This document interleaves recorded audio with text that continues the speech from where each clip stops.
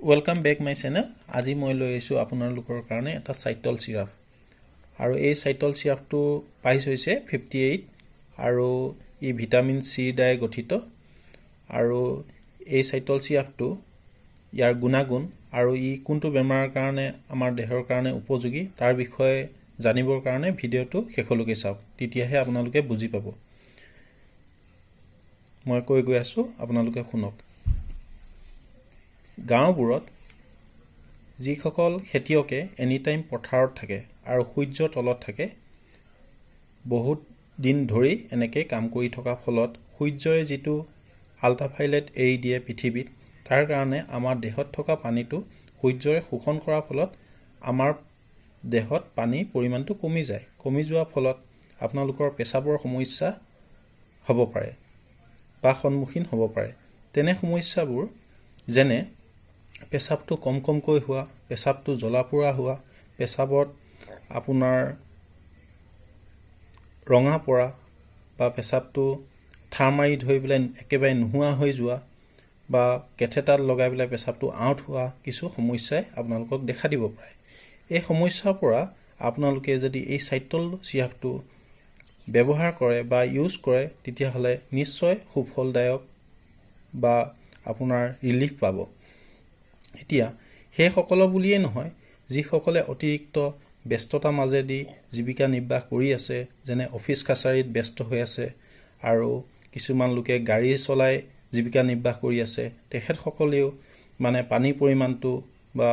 কমকৈ খোৱা ফলত তেখেত লোকৰ এনেকুৱা ধৰণৰ সমস্যা হ'ব পাৰে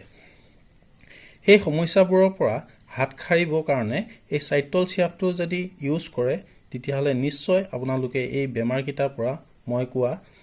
এই বেমাৰকিটা সকলোৱে আপোনালোকে ৰিলিফ পাব বা উপকৃত পাব এতিয়া সেই বুলিয়ে যে এইটো পৰাই যে সেই বেমাৰকিটা ৰিলিফ পাব হেতু নহয় কাৰণ আপোনালোকৰ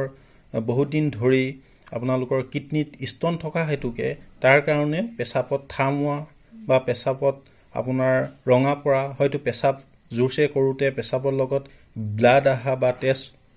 তেজ বাঢ়ি হৈ আহা তেনেকুৱা কিছুমান সমস্যা দেখা দিব পাৰে এতিয়া আপোনালোকে এই হেতু পৰা মানে বাচিবৰ কাৰণে আপোনালোকে কি কৰিব লাগিব এতিয়া আপোনালোকে অত্যাধিক পানী খাব লাগিব সেৱন কৰিব লাগিব আৰু এই চাইটল সিৰাপটো মই ইউজৰ বিষয়ে কৈছো যেনে এগিলাস কুহুমীয়া গৰম পানী কৰিব গৰম পানী কৰি ইয়াৰ মুখনিষ্ঠতা দেখিছে নিশ্চয় 3 চামুচ আপুনি সেই এগিলাস পানীত মিশ্ৰণ কৰিব কৰি এখন চামুচে ভালদৰে লৰাই ল'ব লৰোৱাৰ পিছত আপুনি সেই পানীখিনি ইউজ কৰিব বা খাব তেতিয়া আপোনালোকৰ এই মই কোৱা সমস্যাটোৰ পৰা হাত খাৰিব আৰু লগতে যিবিলাক পটাছিয়াম থকা খাদ্য আপোনালোকে কন্টিনিউয়াস সেৱন কৰিব আৰু পানী পৰিমাণটো আগত যদি খাইছিলে আধা লিটাৰ আপোনালোকে পানী পৰিমাণটো আৰু বঢ়াই খাবলৈ যত্ন কৰিব 3 লিটাৰ পৰা এদিনত 4 লিটাৰ 5 লিটাৰ পৰ্যন্ত পানী খাবলৈ চেষ্টা কৰিব ঠিক আছে চাইটলৰ বিষয়ে আপোনালোকে জানি কেনে পালে আপুনি মোৰ কমেন্টত জনাব কিছু মতামত আৰু লগতে মই এই চাইটল সিৰাপটোৰ বিষয়ে আপোনালোকক যিখিনি কলো বা উপকৃত যিকিটা বেমাৰৰ কাৰণে উপকৃত পাব মই গোটেইখিনি কৈ দিছো কোৱা ফলত আপোনালোকে পাৰপক্ষত এই মেডিচিনটো কেতিয়াও নিজে ইউজ নকৰিব কাৰণ বেমাৰ লক্ষণৰ ওপৰত নহয় কাৰণ অন্যান্য আপোনালোকৰ কিডনিত প্ৰবলেম থাকিব পাৰে তাৰ কাৰণেও এনেকুৱা সমস্যা হ'ব পাৰে আপোনালোকে তেনেকুৱা যদি আপোনালোকৰ পেচাবৰ লগত তেজ আহে বা পেচাবটো ঠাৰ মাৰি ধৰে অকল চাইটল আনিয়ে যে খাব হেতু নহয় আপোনাৰ পাৰপক্ষত ইউৰলজি ডাক্তৰৰ লগত কনসাল্ট কৰিব আৰু আপোনালোকৰ যিখিনি বেমাৰৰ মতামত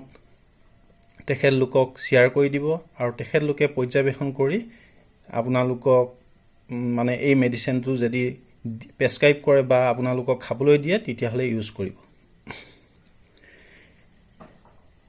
এতিয়া আপোনালোকে কেনে পালে এই ছাইড তলৰ গুণাগুণৰ বিষয় যদি কিছু ছাইড তলৰ গুণাগুণৰ বিষয় যদি ভাল পাইছে তেতিয়াহ'লে আপোনালোকে মোক কমেণ্ট কৰি জনাব আৰু লগতে মোৰ চেনেলটো ছাবস্ক্ৰাইব কৰিব লাইক কৰিব আৰু তলত থকা বেল বটন প্ৰেছ কৰিব তেতিয়া নতুন ভিডিঅ'ৰ নটিফিকেশ্যনটো আপোনালোকে মোবাইলত পাই থাকিব ইয়াকে কৈ মই আজি ভিডিঅ'টো সামৰিলোঁ পুনৰ লগ পাম নতুন এটা ভিডিঅ'ৰে আজিলৈ এৰিলোঁ এতিয়া বাই